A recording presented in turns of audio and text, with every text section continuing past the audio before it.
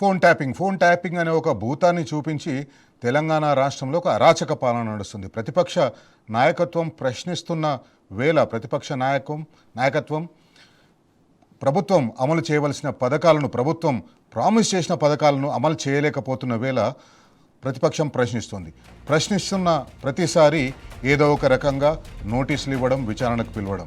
Formula ఈ case కానివ్వండి, electricity purchase case కానివ్వండి, కాళేశ్వరం కేసు కానివ్వండి, ఇప్పుడు ఫోన్ ట్యాపింగ్ కేసు కానివ్వండి, ప్రతి కేసులో కూడా ఎప్పుడు చూసినా ఏదో ఒక నోటీసులు ఇవ్వడం. ఇది కూడా ఒక ప్రణాళికాబద్ధంగా ఏ రకంగా చేస్తారంటే, ఏదైనా ఒక ముఖ్యమైన అంశాన్ని పక్కదారి పట్టించాలి అంటే ప్రభుత్వ యంత్రాంగం అంతా ఏకమై, రాజకీయ యంత్రాంగం, అధికార యంత్రాంగం, ఈ రెండు యంత్రాంగాలు ఏకమై వీరందరూ కలిసి ఏ రకంగా ఇష్యూని డైవర్ట్ చేయాలనే ఒక అంశాన్ని చర్చించి తెర మీదకి తీసుకొస్తాయి. ఈ నోటీసులు ఎంతవరకు కరెక్ట్ అంటే ప్రభుత్వానికి, పోలీసు అధికారులకు చట్టపరంగా అధికారం ఉండొచ్చు, కానీ నైతికంగా ఎంతవరకు ఇది కరెక్ట్? మనతో ఈరోజు డిస్కషన్లో పాల్గొనడానికి సీనియర్ పోలీస్ అధికారి, అడిషనల్ డీజీగా రిటైర్ అయిన డాక్టర్ ఆర్ఎస్ ప్రవీణ్ కుమార్ గారు, భారత రాష్ట్ర సమితి ప్రధాన కార్యదర్శి, మనతో జూమ్లో లైవ్లో అందుబాటులో ఉన్నారు. అట్లాగే కేసీఆర్ గారి ఉద్యమ సహచరి, కేసీఆర్ ఉద్యమం నడిపిస్తున్న రోజుల్లో తన యూత్ డేస్ నుంచి కూడా కేసీఆర్ గారు వెంట ఉంటూ, కేసీఆర్ గారు ఏ పని ఎందుకు చేస్తారు, ఎప్పుడు చేస్తారు, ఎట్లా చేస్తారు, దీనిలో తెలంగాణ ఇంట్రెస్ట్లు ఏముంటాయి, వీటన్నింటి గురించి క్షుణ్ణంగా తెలిసిన మాజీ ఎమ్మెల్సీ కర్నె ప్రభాకర్ గారు మనతో స్టూడియోలో అందుబాటులో ఉన్నారు. ఈరోజు ముఖ్యంగా మనం చర్చించుకోవాల్సింది, ఎందుకు ఈ నోటీసులు, ఎందుకు ఈ విచారణ వల్ల ఏమొరుగుతుంది, విచారణ వల్ల ఏమైనా నిజంగా విషయాలు బయటకు వస్తాయా, లేకపోతే కేవలం టైంపాస్ చేస్తున్నారా, ప్రతిపక్ష నాయకుల్ని వేధిస్తున్నారా, ప్రతిపక్ష నాయకులు లేవనెత్తుతున్న ప్రశ్నలను పక్కదారి పట్టించడం కోసం ఏమైనా ప్రయత్నాలు చేస్తున్నారా? ప్రవీణ్ గారు,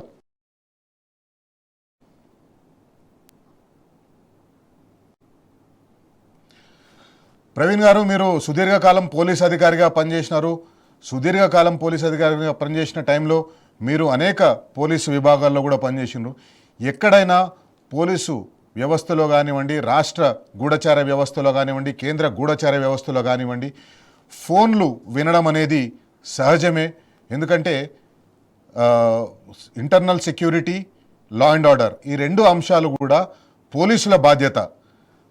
అవి సరిగా ఉన్నాయా లేదా అనేది, అవి సరిగా లేకపోతే దాని ఇమ్మీడియట్ రిఫ్లెక్షన్ అనేది అధికారంలో ఉన్న రాజకీయ నాయకుల మీద వస్తుంది, అధికారంలో ఉన్న రాజకీయ నాయకుల మీద వస్తుంది.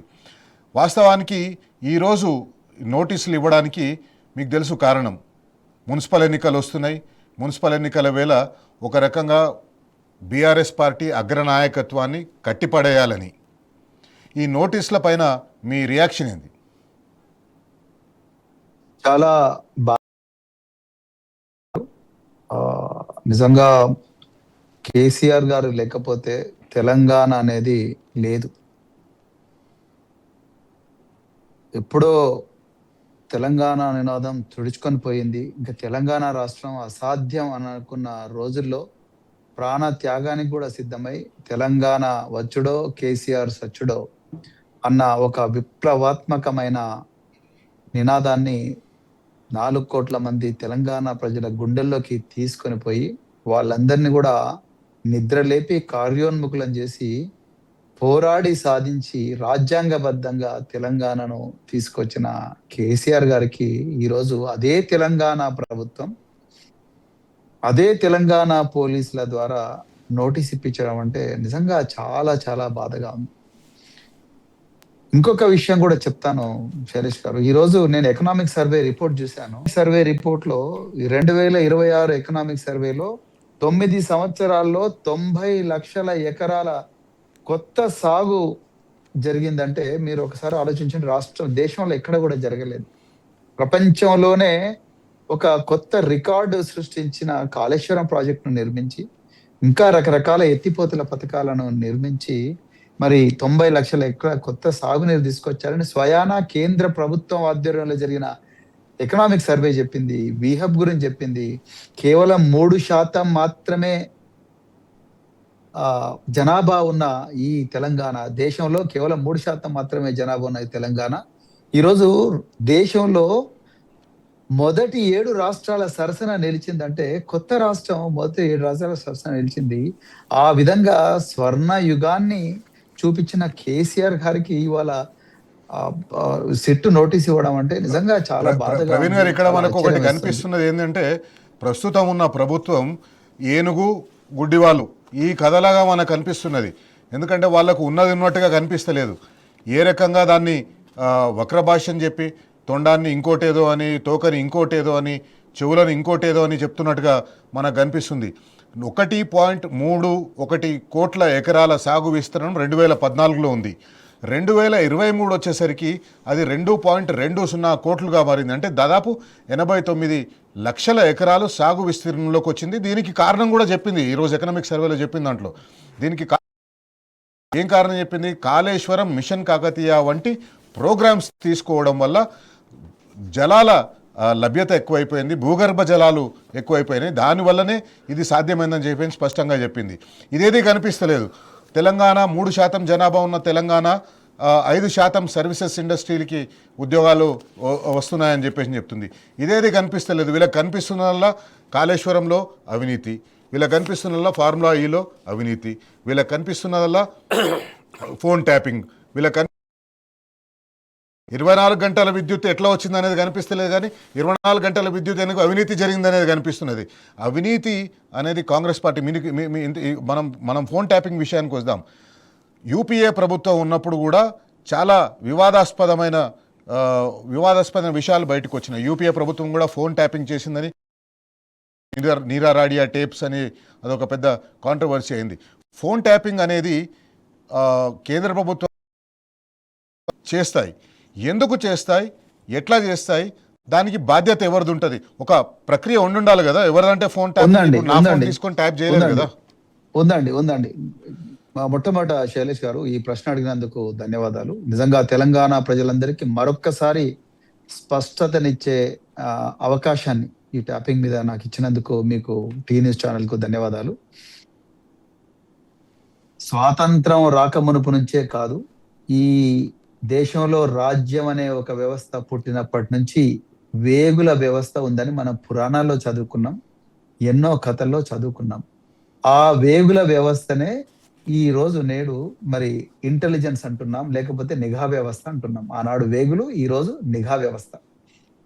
ఇక కట్ చేస్తే స్వాతంత్రం రాకమునుపు నాడే 1885 సంవత్సరంలో, ఏ సంవత్సరంలో అయితే కాంగ్రెస్ పార్టీ పుట్టిందో, అంటే కాంగ్రెస్ పార్టీ పుట్టక మునుపే ఇండియన్ టెలిగ్రాఫ్ యాక్ట్ 1885 1885 సంవత్సరంలో ఆనాటి బ్రిటిష్ పాలకులు ఇండియన్ టెలిగ్రాఫ్ యాక్ట్ అనే ఒక చట్టం తీసుకొచ్చి అందులో సెక్షన్ 5 క్లాజ్ 2లో చాలా క్లియర్ గా చెప్పిండ్రు, దేశ భద్రత కోసం, దేశ రక్షణ కోసం, పౌరుల భద్రత కోసం, వ్యవస్థీకృత నేరాలు జరగకుండా ఉండడం కోసం, విఐపీల ప్రాణాలను రక్షించడం కోసం, ఉగ్రవాద తీవ్రవాద దాడులు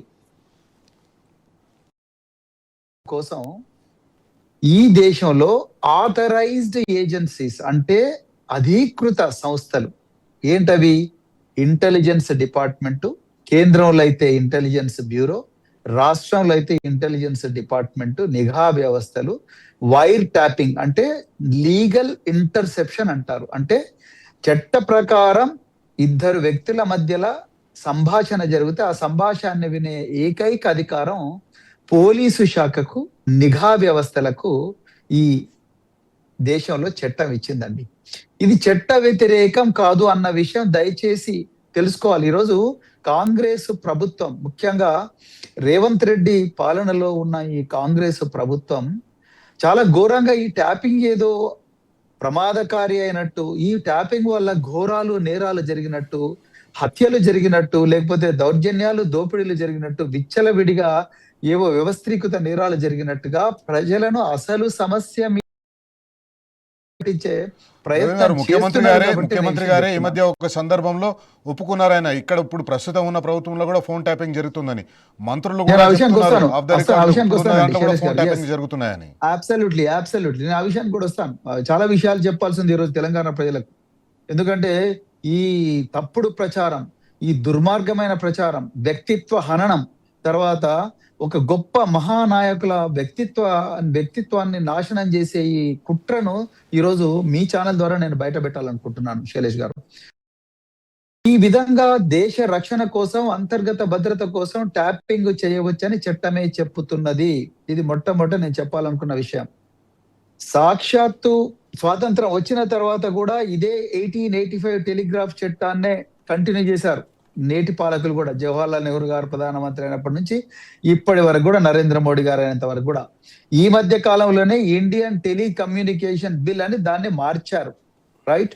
కానీ చట్టం ఈ వ్యవస్థను చట్టం పోలీసు వాళ్ళకి ఇచ్చిందండి. పోలీసు వాళ్ళు చట్ట ప్రకారము ఇద్దరు వ్యక్తుల మధ్యలో ఫోన్ సంభాషణను వినవచ్చు. నేను మళ్ళీ చెప్తున్నాను, దేశ రక్షణ కోసం, అంతర్గత భద్రత కోసం, వ్యవస్థీకృత మరి ముఖ్యంగా మనీ లాండరింగ్, పన్నుల ఎగవేత, అదే విధంగా విఐపీల భద్రత కోసం, ఉగ్రవాద తీవ్రవాద దాడుల నుండి లక్షలాది కోట్లాది మంది ప్రజల జీవితాలను కాపాడడం కోసం, ఇప్పటికిప్పుడు చెప్పాలంటే పహల్గాం లాంటి దాడులను ఆపడం కోసం, ఎర్రకోట ముందు జరిగిన దాడులను ఆపడం కోసం, తీవ్రవాద చర్యలను ఆపడం కోసం లీగల్ ఇంటర్సెప్షన్ చేయవచ్చు అని చట్టమే చెప్పింది. ప్రవీణ్ గారు, ఒక్క నిమిషం.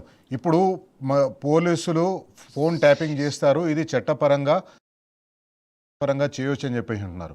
ఈ ఫోన్ ట్యాపింగ్ చేయడం కోసం ఎవరి అనుమతి తీసుకుంటారు? ముఖ్యమంత్రి అనుమతి ఏమైనా మీరు తీసుకుంటారా? ముఖ్యమంత్రి ఆదేశాలను ఏమైనా మీరు తీసుకుంటారా? మీరు అంటే పోలీస్ అధికారులు తీసుకుంటారా?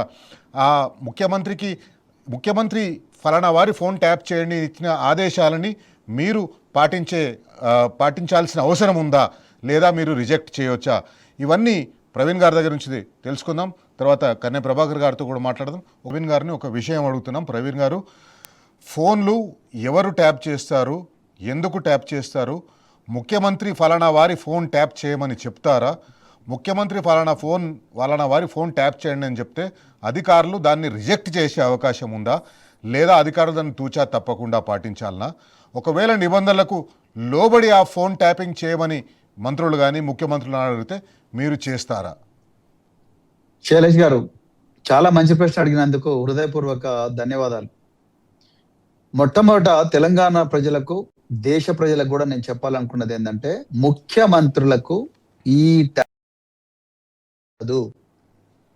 చట్టంలో ఎక్కడ కూడా ముఖ్యమంత్రి చెప్తేనే ట్యాపింగ్ చేయాలి, ప్రధానమంత్రి చెప్తేనే ట్యాపింగ్ చేయాలని ఎక్కడ కూడా. రెండవ పాయింట్, ఏ ముఖ్యమంత్రికి కూడా నిఘా సంస్థలు, పోలీసులు, మిగతా నిఘా సంస్థలు ఏ విధంగా సమాచారాన్ని సేకరిస్తాయన్న విషయం ఏ ముఖ్యమంత్రికి కూడా తెలవాల్సిన అవసరం లేదు. తెలుసుకోవాలని ఏ ముఖ్యమంత్రి కూడా ప్రయత్నించడు, చెప్పవలసిన అవసరం కూడా లేదా? రెండవది, మేము ఏ విధంగా సమాచారం సేకరిస్తున్నాము అనే విషయం నిఘా సంస్థల్లో పనిచేసే అధికారులు ఎవరు కూడా, మినిస్టర్ గాని చెప్పాల్సిన అవసరం లేదు. మీకు ఇంకో విషయం కూడా చెప్తాను, డీజీపీకి కూడా చెప్పాల్సిన అవసరం లేదు శైలేష్ గారు. డీజీపీకి కూడా చెప్పాల్సిన అవసరం లేదు. మేము ఏ విధంగా సమాచారాన్ని సేకరిస్తున్నామన్న విషయం కేవలం నిఘా విభాగానికి చెందిన అధిపతికే ఉంటుంది. దానికి సంబంధించిన స్పష్టమైన గైడ్ లైన్స్ రకరకాల సుప్రీంకోర్టు చెప్పబడ్డాయి. అబ్సల్యూట్లీ 1995 సంవత్సరంలో supreme court people's union for civil liberties versus union of India, అదే విధంగా justice KS Puttaswamy versus union of India 2017లో వచ్చిన సుప్రీంకోర్టు జడ్జిమెంట్లలో ఈ టెలిఫోన్ ట్యాపింగ్ అనేది దుర్వినియోగం కాకుండా, పౌరుల వ్యక్తిగత స్వేచ్ఛకు భంగం కలగకుండా అనేక మార్గదర్శకాలు గౌరవ సుప్రీంకోర్టు ఇచ్చింది. ఈనాటికి కూడా అవి అమల్లోనే ఉన్నాయి. ఏం చెప్పింది సుప్రీంకోర్టు? ఏ నెంబరు ట్యాప్ చేయాలనుకున్నా దానికి స్పష్టమైన కారణాలు రాసి competent authority, principal secretary home కు నిఘా సంస్థల యొక్క అధిపతులు డీజీపీ ద్వారా, రాష్ట్రాల్లో అయితే డీజీపీ ద్వారా, కేంద్రంలో అయితే రకరకాల సంస్థలు ఉంటాయి, వాళ్ళందరూ కలిపి రాష్ట్రంలో ప్రిన్సిపల్ సెక్రటరీ హోమ్ కి ఇస్తారు, కేంద్రంలో కేంద్ర హోం శాఖ కార్యదర్శికి ఇస్తారు. ఆయన సాటిస్ఫై అయితేనే అప్పుడే టెలిఫోన్ ఆపరేటర్లు, అది ఎయిర్టెల్ కావచ్చు, టాటా కావచ్చు, బిఎస్ఎన్ఎల్ కావచ్చు, వోడాఫోన్ కావచ్చు, ఇంకేదైనా కావచ్చు, ఐడియా కావచ్చు, వీళ్ళందరికీ లెటర్ పోతుంది.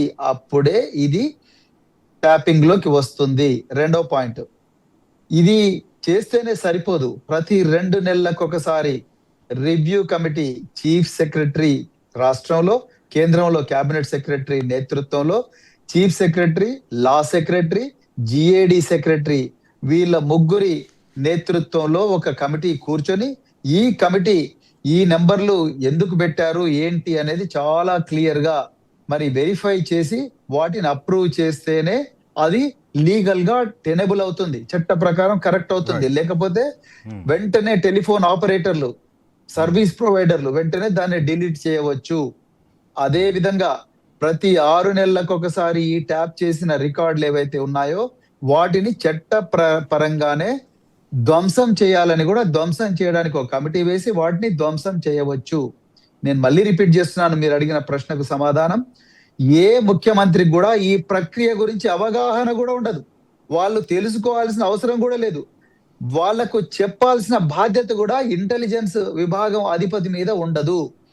ఏ ముఖ్యమంత్రి అయినా ప్రజలు ఎన్నుకున్న రాజ్యాంగబద్ధమైన సంస్థ కాబట్టి ఆయన పోలీసు వాళ్ళకి కానీ, నిఘా సంస్థలకు కానీ, డీజీపీకి కానీ ఏం చెప్తాడు ముఖ్యమంత్రి? మీరు రాష్ట్రంలో శాంతి భద్రతలను కాపాడండి, మన దగ్గర తీవ్రవాద ఉగ్రవాద దాడులు జరగకుండా చూసుకోండి, విఐపీల మీద దాడులు జరగకుండా చూసుకోండి అని మాత్రమే చెప్తాడు. ప్రజల ప్రాణాలు రక్షించండి అని చెప్తాడు. అంతే తప్ప మీరు పలాన్ నెంబర్ ట్యాప్ చేయి, వార్డ్ నెంబర్ ట్యాప్ చేయి, వీడ్ నెంబర్ ట్యాప్ చేయి, ఆ ఫోన్ ట్యాప్ చేయి, ఈ ఫోన్ ట్యాప్ చేయి. ప్రవీణ్ గారు, మీరు లైన్ లో ఉండండి. మనతో కర్నే ప్రభాకర్ గారు ఉన్నారు. వాస్తవానికి మీరు చెప్తున్న విషయాలన్నీ దురదృష్టవశాత్ ఏంటంటే మన తెలుగు రాష్ట్రాలు సినిమాల మీద ఎక్కువ ఆధారపడి ఉంటే సినిమాలు ఎక్కువగా చూస్తుంటారు, సినిమాల్లో ఇవన్నీ కూడా చూపిస్తుంటారు. ఎవరి ఫోన్ అంటే మనం వినొచ్చు అని చెప్పేసి సినిమాల్లో చూస్తుంటాం. మన దురదృష్టం ఏంటంటే, మన దరిద్రం ఏంటంటే, మన ముఖ్యమంత్రి కూడా సినిమాలు చాలా ఎక్కువగా చూస్తుంటాడు. కాబట్టి ఏదో ఒక రకంగా ఆయన ఊహించుకొని ఇట్లా జరిగి ఉండొచ్చు, ఇట్లా చేసి ఉండొచ్చు అని ఊహించుకొని దాని మీద ఒక కేసు పెట్టి ఆ కేసులో ఉన్న ఫలానా వాళ్ళు ఉండొచ్చు అని వాళ్ళకు నోటీసులు ఇచ్చి చెప్పిస్తున్నారు. కర్నే ప్రభాకర్ గారు గత కొన్ని సంవత్సరాలుగా, దాదాపు 20-25 సంవత్సరాలుగా మీరు రాజకీయ జీవితంలో ఉన్నారు, విద్యార్థి ఉద్యమంలో ఉన్నారు, తెలంగాణ ఉద్యమంలో మొదటి నుంచి కూడా ఉన్నారు. ఎందుకు ఈ రకమైన రాజకీయ కక్ష? ఎక్కడ ముఖ్యమంత్రి ఏం ఆశిస్తున్నట్టు ఇంతకు? ఎందుకు ఈ రకంగా చేస్తున్నారు? సరే, అటెన్షన్ డైవర్షన్ కోసం చేస్తున్నారని చెప్పేసి భారత రాష్ట్ర సమితి మొదటి నుంచి చెప్తా వస్తున్నది. ఇట్లాంటి ప్రధానమైన ఏ డెసిషన్ వచ్చినా దానికి ముందో వెనుకో ఏదో ఒక కీలకమైన డెసిషన్ వస్తుంది, కీలకమైన ప్రభుత్వం తరఫు నుంచి ఒక యాక్షన్ ఉంటుంది, పాజిటివ్ యాక్షన్ ఉంటుంది. ఎందుకు ఈ రకమైన మానసిక రుగ్మతతో లేదా ఈ రకమైన మానసికతతో బాధపడుతున్నారు? ఈ రకంగా ఎందుకు ప్రవర్తిస్తున్నారు? మీరు అన్నట్టుగా మంచి పదం వాడినారు మీరు, రుగ్మత. నిజంగా మానసిక రుగ్మతతోటే ఈ రాష్ట్ర ముఖ్యమంత్రి ఉన్నట్టు కనిపిస్తూ ఉంది. ఎందుకు అంటే అసలు ఆయన ఏం చేస్తుండో ఆయనకు అర్థం కావటం లేదు, ఆయనకు అర్థం కావట్లేదు అనే విషయం ఆయనకు అసలే అర్థం కావటం లేదు, అంత గందరగోళంలో ఉన్నాడు. స్పష్టంగా టెక్నికాలిటీస్ ఏంది, ప్రొసీజర్స్ ఏంది, డిపార్ట్మెంటల్ ఎట్లా మూవ్ అయింది అనే విషయాలు అన్నీ చెప్పినారు. ప్రవీణ్ గారు అంత స్పష్టంగా ఒక పోలీస్ అధికారిగా, ఆ వ్యవస్థలో పనిచేసిన అధికారిగా ఇంత స్పష్టంగా ఈ విషయాలను చెప్పిన తర్వాత ఎందుకు రాష్ట్రంలో ప్రస్తుతం ఉన్న పోలీస్ అధికారులు కానీ వారందరూ కానీ ఎందుకు చెప్పలేకపోతున్నారు ముఖ్యమంత్రి గారు ఇది కాదు అని చెప్పేసి? ఎందుకు ఆయన చెప్పినట్టుగా వీళ్ళు డ్రామాలు చేస్తున్నారు, వీళ్ళు చెప్పినట్టుగా మూర్ఖు రాజా అని ఒకటి ఉంటుండే శైలేష్ గారు, ఆ మూర్ఖు రాజా అని ఒకటి ది కింగ్స్ న్యూ క్లోత్స్ అని ఇంగ్లీష్లో నాన్ డీటెయిల్లో ఉంటుండే మనం చదువుకునేటప్పుడు. ఇప్పుడు ది కింగ్స్ న్యూ క్లోత్స్ లాగానే కనిపిస్తూ ఉంది రేవంత్ రెడ్డి వ్యవహారం చూస్తుంటే. ఆయన చేసే తప్పుని ఎవరైనా నువ్వు తప్పు చేస్తున్నావు అంటే వీడు మూర్ఖుడు వీని తల నరికేయండి అని చెప్పేసి ఆజ్ఞాపిస్తాడేమో అని భయపడుతుండేమో అనిపిస్తాను తప్ప వేరేం లేదు. కాదు, వాస్తవానికి ఈరోజు ఒక 2 పత్రికల్లో కథనాలు కూడా వచ్చినాయి. పోలీస్ అధికారులే సెటిల్మెంట్లు చేస్తున్నారని, ఒక సీనియర్ ఐపీఎస్ అధికారి, కమిషనర్ స్థాయి అధికారి ఆయనే సెటిల్మెంట్లు చేస్తున్నారని చెప్పేసి. అంటే వాస్తవానికి ఇక పోలీస్ వ్యవస్థ కూడా ఆ ట్రాప్లోకి వెళ్ళిపోయింది. నాయకునికి లేదా మన రాజకీయ పాలకునికి పనులు మనం చేసుకుంటే మన పనులు మనం చేసుకోవచ్చు అనేది. ఎప్పుడైనా ఏ అధికారి కానీ తను చేయాల్సిన పని కంటే కూడా గీత దాటిన తర్వాత ఇంకా అన్ని వాళ్ళు లిబరల్ అయిపోతారు, వాళ్ళకు ఫ్రీడమ్ వచ్చేస్తుంది. బహుశా మీరు అంటున్నట్టుగా అది వచ్చిందేమో వాళ్ళకి. కానీ ఇంకా నేను కొద్దిగా మనం ప్రవీణ్ గారు చెప్పినటువంటి విషయాన్ని కొనసాగించేది, ఆయన టెక్నికాలిటీస్ ఇవన్నీ చెప్పినట్టుగా నేను పొలిటికల్గా మాత్రమే నా అబ్జర్వేషన్. నేనేం టెక్నికల్గా నాకు నిజానికి నాలెడ్జ్ లేదు, నేను డిపార్ట్మెంట్ కాదు. కానీ స్పష్టంగా ఈ దేశంలో మనం మొరటుగా మాట్లాడుకుంటే రాజ్యాలు కూడా నియంతృత్వంగా ఉండేటువంటి రాజ్యాల్లో కూడా గూఢాచార వ్యవస్థ ఉంటుంది అని చెప్పేసి, వేగుల ద్వారా ఆ రాజ్యంలో మంచి జరుగుతుందా చెడు గూఢచార వ్యవస్థ లేనిది ఎక్కడ? కాంగ్రెస్ పార్టీలో రేవంత్ రెడ్డి గారు గూఢచార వ్యవస్థను ఏర్పాటు చేసుకోలేదా? బట్టి విక్రమార్క గారు ఏ పని చేస్తున్నారు, కోమటిరెడ్డి వెంకటరెడ్డి అన్నాడు కదా, నా ఫోన్ ట్యాప్ చేస్తున్నారు అని చెప్పి. ఇప్పుడు అధికారంలో లేనప్పుడు కూడా ఆయన గూఢచార వ్యవస్థ ఆయనకుంది. అయితే ఈ మధ్య మనం దాదాపు 15 days 20 daysగా, అంటే 2 సంవత్సరాల నుంచి ఇది కొనసాగుతున్నప్పటికీ ఈ 15 daysగా మనం గమనిస్తుంది, ఫోన్ ట్యాపింగ్ అనగానే అది ఒక భయంకరమైనటువంటి ఒక నేరము. ఈ దేశంలోనే ఎవరు చేయని కేవలం తెలంగాణ ప్రభుత్వం, అందులో కేసీఆర్ గారి ప్రభుత్వం మాత్రమే అన్నట్టుగా ఒక కలర్ ఇచ్చి దాని చుట్టూ తిప్పి, సామాన్యుడు కూడా ఫోన్ ట్యాపింగ్ అనగానే ఇదేందో జుగుత్సాకరమైనటువంటి పదం అయింది అనేటువంటి ఒక వాతావరణం తీసుకురావటం. ప్రవీణ్ గారు వాళ్ళు చెప్పినప్పుడు విషయాలు అర్థమవుతున్నప్పటికీ వీళ్ళ వ్యవహారం చూస్తుంటే, కానీ సామాన్యుడు కేసీఆర్ గారి భాషలో కేసీఆర్ గారు చెప్తున్నటువంటి సందర్భంలో. ప్రభాకర్ గారు, మీరు సామాన్యుడు అంటారు, కేంద్ర సహాయ మంత్రి, కరీంనగర్ ఎంపీ, తెలంగాణ భారతీయ జనతా పార్టీకి అధ్యక్షుడిగా పనిచేసిన బండి సంజయ్ ఒక దగ్గర మాట్లాడుతుంటే వినా ఏమంటాడు, ఆటో వాళ్ళు మాట్లాడుకుంటున్నారు, మొన్న ఎక్కడ పోతుంటే ఆటో వాళ్ళు మాట్లాడుకుంటుంటే ఏమరా ఫోన్ చేస్తలేవు అని చెప్పి అంటే, నేమో ఫోన్ చేస్తలేని కేసీఆర్ ఇంటుండంట అని చెప్పేసి అని అంటున్నారు అని చెప్పేసి అంటుండు. అంటే దీన్ని, ఈ మొత్తం ఎపిసోడ్ని ఎంత నవ్వుల పాలు చేసేసిండ్రు, ఎంత జుగుప్సాకరంగా చేసేసిందంటే, ఈ రాష్ట్రంలో ఎవరి ఫోన్లు కూడా సేఫ్ కాదు, ఎవరి ఫోన్లు ఎవరైనా వింటున్నారు, అధికారంలో ఉన్న వాళ్ళైతే ఇంకా వింటున్నారు అని చెప్పేసి అంటున్నారు. అంటే అదే మీరు చెప్పినట్టుగా దాన్ని 2 రకాలుగా చూడొచ్చు. కాంగ్రెస్ పార్టీ ప్రతిపక్షంగా ఉన్నప్పుడు ఒక గోబెల్ లాగా వాళ్ళు చెప్పిన విషయాన్నే 10 సార్లు చెప్పి ఇది నిజమేమో అనిపించినట్టుగా, చివరికి పళ్ళవాళ్ళు కూడా మా ఫోన్ ట్యాపింగ్, అసలు ఫోన్ ట్యాపింగ్ అనేటువంటిది చాలా పరిమితమైనటువంటి సబ్జెక్టు. పరిమితం అని అంటే వారు చెప్పినట్టుగా కొన్ని సందర్భాల్లో అయితే డీజీపీ కూడా తెలియకుండా ఇంటెలిజెన్స్ వ్యవస్థలో ఉన్నటువంటి అధికారులు మాత్రమే ఆ సందర్భాన్ని బట్టి, నేనేమంటానంటే ఏమన్నా స్లీపర్ సెల్స్ ఈ రాష్ట్రంలోకి చొరబడ్డాయి, లేదు టెర్రరిస్ట్ మూవ్మెంట్ ఇంకేదన్నా ఉందేమో, లేదు ఇంకేమైనా అసాంఘిక కార్యక్రమాలు ఈ రాష్ట్రంలో జరుగుతాయేమో అనే సందర్భం వచ్చినప్పుడు వాళ్ళ సమాచారం మేరకు ఎవరెవరి మీద అనుమానితులు ఉన్నారో వాళ్ళ మీద జరుగుతుంది జనరల్గా. ఎట్ ద సేమ్ టైం ఏ అధికారి చేసినా, ఏ అధికారి ఈ పనిలో ఉన్నా ప్రతి విషయాన్ని కూడా ముఖ్యమంత్రికి చెప్పాల్సిన అవసరం లేదు, మంత్రులకు చెప్పాల్సినటువంటి అవసరం లేదు అన్నటువంటి విషయం. ఇంకోటి, అదే వినుకుంటూ పోతే ముఖ్యమంత్రి పని చేయలేడు. నిజానికి ఓన్లీ ఫోన్ ట్యాపింగ్లో వచ్చినటువంటి అంశాలు వేగుల ద్వారా తాను సేకరించిన అంశాలు మాత్రమే అనుకుంటే అసలు ముఖ్యమంత్రికి తను చేసే పని సరిపోదు. దురదృష్టం ఏంటంటే, ఎదుటివాడు ఏం మాట్లాడుకున్నాడో నా గురించి అని తెలుసుకునే వారు తెలుసుకోవాలనుకుంటున్న వ్యక్తి ముఖ్యమంత్రి స్థాయిలో ఈరోజు ఉన్నాడు కాబట్టి తనకు ఉన్న ఆలోచన అందరికీ ఉండి ఉంటుందని చెప్పేసి ఒకటి ప్రమాదం ఉంది. శైలేష్ గారు, ఇంకొకటి సమస్య ఏముందంటే, ఇక్కడ మనం నిర్దిష్టంగా మాట్లాడుకోవాల్సిన ఒక అంశం అవుతుంది. ఫోన్ ట్యాపింగ్ అనేటువంటిది ఈ దేశంలో ఎవరైనా చేస్తారు అనేది అయితే నిర్వివాదాంశం అయిపోయింది. ఇంకా కేసీఆర్ గారు గతంలో అయితే రేవంత్ రెడ్డి గారే ఒప్పుకున్నారు. అయితే ఇందులో మనం మౌలికమైన ఒక అంశాన్ని మిస్ అవుతా ఉన్నాం. చాలా సందర్భాల్లో మా పార్టీ పక్షాన మేము చెప్పినాము, మళ్ళీ కూడా రిజిస్టర్ కావాల్సిన అంశం ఉంది. ఏ ప్రభుత్వం అయినా వచ్చినటువంటి సందర్భంలో, తను 5 సంవత్సరాలు పరిపాలించినటువంటి సందర్భంలో ఒక విషయం, నా పరిపాలన ఎట్లా కొనసాగుతుంది, లేదు ఇంతకుముందు చెప్పినట్టుగా టెర్రరిస్టులో మంచో చెడో, తర్వాత ఎవరెవరి మీద నిఘా ఉండాలి ఏంది అనే విషయాలు ఒకటైతే, రెండోది ప్రభుత్వాన్ని అస్థిరపరిచేటువంటి ఒక శక్తులు కూడా పనిచేస్తూ ఉంటాయి. Yes, ప్రభుత్వాన్ని అవును. ఎప్పటికప్పుడు మనం డిస్టర్బ్ చూసినాం. చేయాలి. మన దగ్గర అనేక అందుకే సందర్భాలు ఏమైంది, ఉన్నాయి మనకు. కరెక్ట్గా ప్రతిపక్షంలో ఉన్నప్పుడు తెలుగుదేశం పార్టీ నాయకుడిగా ఉన్న రేవంత్ రెడ్డి ఆనాడు మేము అధికారంలోకి రాగానే 2014లో అధికారంలో రాగానే వాళ్ళ గురువు అయినటువంటి చంద్రబాబు నాయుడు ఆదేశాల మేరకు ఆయన్నే చాలా స్పష్టంగా ఒప్పుకున్నటువంటి మాట చంద్రబాబు నాయుడు గారు, బ్రీఫ్డ్ మీ అని చెప్పేసి ఏదో మాట చెప్పారు. ప్రభుత్వాలని అస్థిరపరచడం, దేశాన్ని అస్థిరపరచడం, ఇవన్నీ నివారించాలంటే గూఢచార వ్యవస్థ తనంత పని నేను చెప్పాలనుకుంది చెప్తాను. ఒక మీరు మీ దాన్ని వివరంగా చెప్పొచ్చు.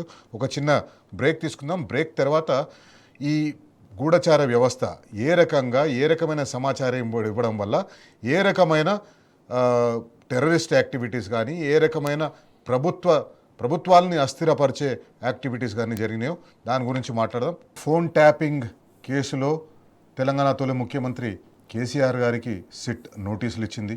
ఆ నోటీసులపైన మాట్లాడుతున్నాం. ఆ నోటీసులు ఎంతవరకు సబబు, రాజకీయంగా ఎంతవరకు సబబు, టెక్నికల్లీ ఎంతవరకు సబబు, ముఖ్యమంత్రికి అసలు ఏమైనా పాత్ర ఉంటుందా ఈ ఫోన్ ట్యాపింగ్లో, లేదా నిఘా వ్యవస్థ ఏం పని చేయాలనేది ముఖ్యమంత్రి రోజు ఫాలోఅప్ చేస్తాడా, రోజు చెప్తాడా, ఫలానా వాడి దగ్గర పోండి, ఫలానా వాడి దగ్గర మీరు పోండి అనేది ఖచ్చితంగా కాదు. ఎందుకంటే దేశంలో మనం చూసినాం, గత 11-12 సంవత్సరాలుగా దేశంలో ఉగ్రదాడులు జరగలేదు. అనేక ఉగ్రదాడులని ఇష్టంగా ఉండడం వల్ల నివారించగలిగినామని చెప్పేసి భారతీయ జనతా పార్టీ చాలా గర్వంగా చెప్పుకుంటుంది.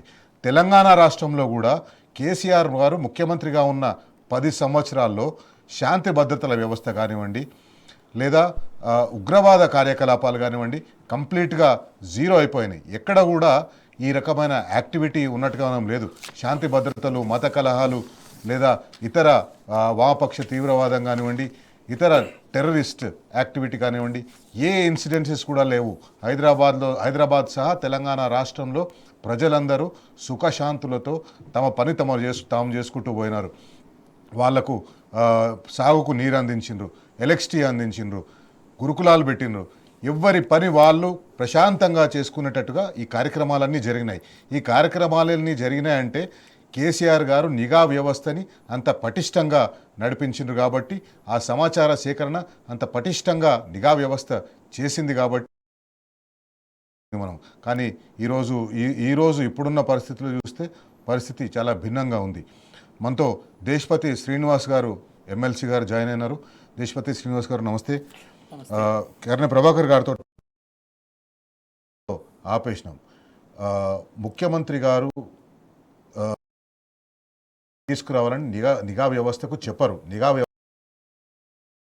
కేసీఆర్ గారు ముఖ్యమంత్రి ఉన్నా, కేసీఆర్ కాకుండా ఇంకెవరు ముఖ్యమంత్రి ఉన్నా, నరేంద్ర మోదీ గారు ప్రధానమంత్రి ఉన్నా, నరేంద్ర మోదీ కాకుండా ఇంకెవరు ప్రధానమంత్రి ఉన్నా, రాష్ట్రంలో రాష్ట్రపతి పాలన ఉన్నా నిఘా వ్యవస్థ తన పని తాను చేసుకుపోవాల్సిందే. ఎందుకంటే నిఘా వ్యవస్థ దేశ ప్రజలకు జవాబుదారీ, దేశ ఇంటర్నల్ సెక్యూరిటీకి జవాబుదారీ, దేశంలో ఉన్న లా అండ్ ఆర్డర్కి జవాబుదారీ. వాళ్ళు ఏ ముఖ్యమంత్రి ఎట్లా ఉన్నా, ఒక ముఖ్యమంత్రి వాడిని పోయి చంపేసినామంటే చంపేసి వస్తారా, లేకపోతే పోలీసులు అట్లా చేసి వస్తారా? కాదు కదా. వాళ్ళు కాన్స్టిట్యూషన్ మీద ప్రమాణం చేసి వచ్చిన వాళ్ళు కూడా చట్ట ప్రకారం ఏది చేయాలనో అది చేస్తారు. దేశ సమగ్రత కోసం, దేశ భద్రతను కాపాడడం కోసం ఏ పని చేయాలనో వాళ్ళు చేస్తారు. ఎవరు ఆదేశాల కోసమో వేచి చూడరు. అంటే శైలేష్ గారు, ఇప్పుడు మనం ఏదన్నా మాట్లాడితే ఊహించుకొని మాట్లాడము, కలగని మాట్లాడము, లేని దాన్ని సృష్టించుకొని మాట్లాడుకోవటం లేదు. దీంట్లో ఒక మనకు లైవ్ ఎవిడెన్స్ దొరికి. అందులో ప్రత్యేకత ఏమిటంటే, మన తెలంగాణకు ముఖ్యంగా మేము 10 సంవత్సరాలు ఉన్నటువంటి కాలంలో ఒక ప్రత్యేకమైనటువంటి అంశం ఉన్నది. 14 సంవత్సరాలు తెలంగాణ కోసం కొట్లాడుతున్నటువంటి సందర్భంలో తెలంగాణ వస్తే వీళ్ళు పరిపాలించుకోలేరు, తెలంగాణ వస్తే చీకటి అవుతుంది, తెలంగాణ వస్తే టెర్రరిస్టులు వస్తారు అన్నటువంటి అపవాదు నుండి, అట్లా మాట్లాడే వాళ్ళ నుండి తెలంగాణ వచ్చినాక సమర్థవంతంగా పరిపాలించుకుంటూ పోతున్న క్రమంలో లేదు తెలంగాణ వాళ్ళు పరిపాలించుకోలేరు అని వచ్చే విధంగా ప్రభుత్వాన్ని పడగొట్టే ప్రయత్నం చేసింది కదా.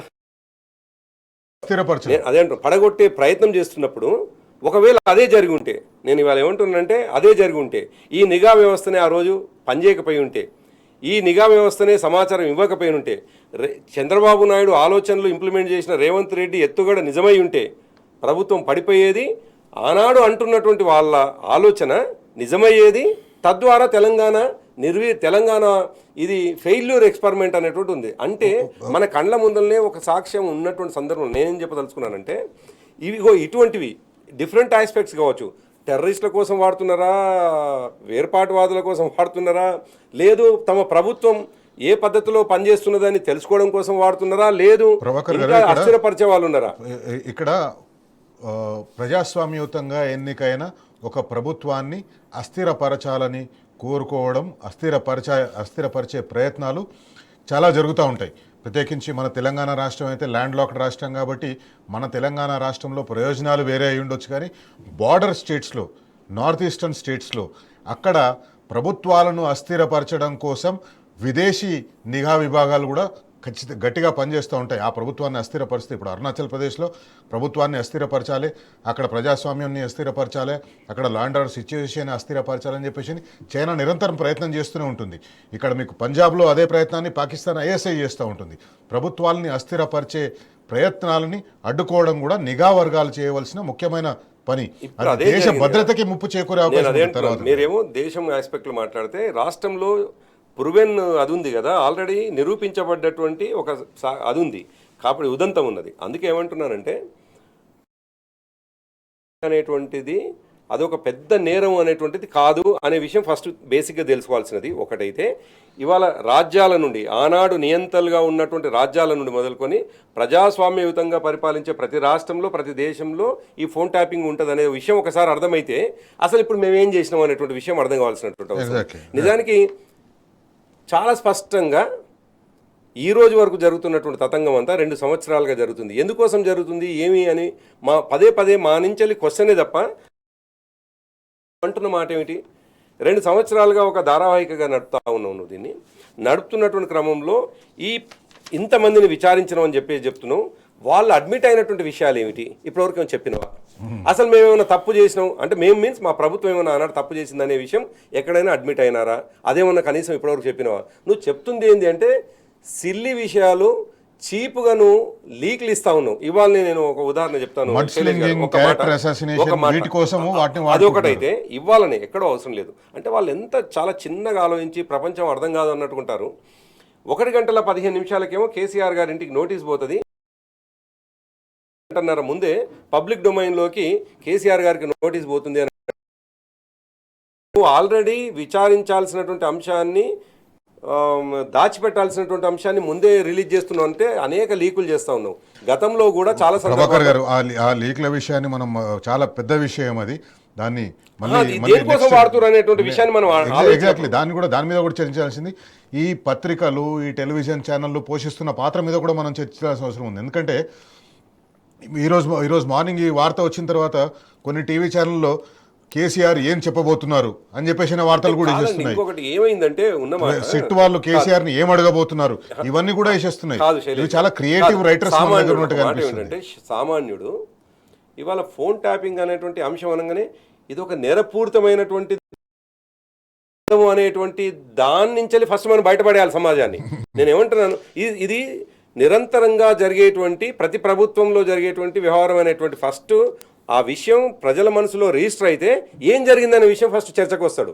అసలు బేసిక్గానే ఇవాళ కాంగ్రెస్ పార్టీ నాయకులు ఏమాత్రం అవగాహన లేని రేవంత్ రెడ్డి అనుయాయులు, రేవంత్ రెడ్డి చేస్తున్న పని ఏమిటంటే అసలు ఫోన్ ట్యాపింగ్ అనేటువంటిది ఈ దేశంలో ఎక్కడ జరగదు, తెలంగాణ ప్రభుత్వమే, అది కేసీఆర్ గారి నాయకత్వంలో మాత్రమే ఫోన్ ట్యాపింగ్ అనేది జరిగిందనే ఫస్ట్ ప్రచారం చేశారు కదా, అది ఫస్ట్ నిలువరించాల్సిన అవసరం ఉంది.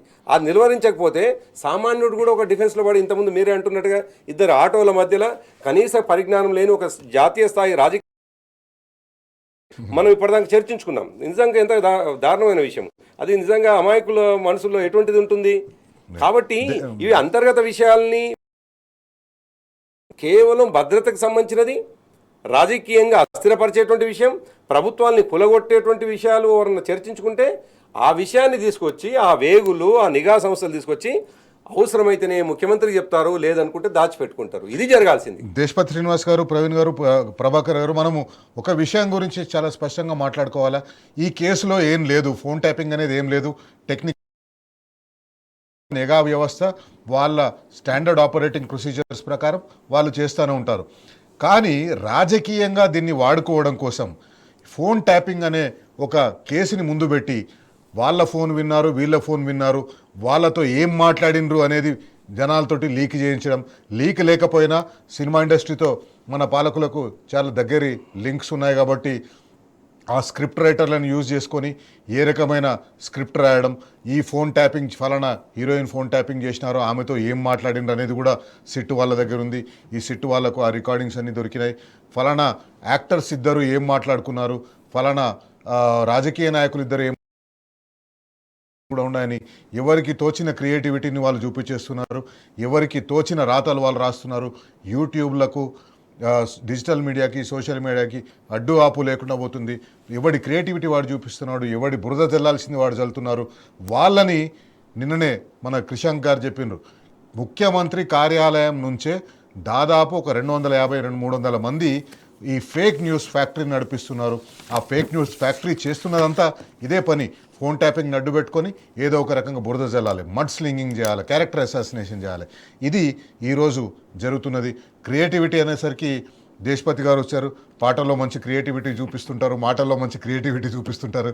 కానీ ఇట్లాంటి క్రియేటివిటీ మన తెలంగాణ రాష్ట్రానికి పట్టుకున్న దరిద్రం లాంటిది. ఆ థంబ్నెయిల్స్ చూస్తే ఆ క్రియేటివిటీని ఎందుకోసం వాడుతున్నారు, ఎట్లా వాడుతున్నారు అనేది మనం చూడాల్సి వస్తుంది.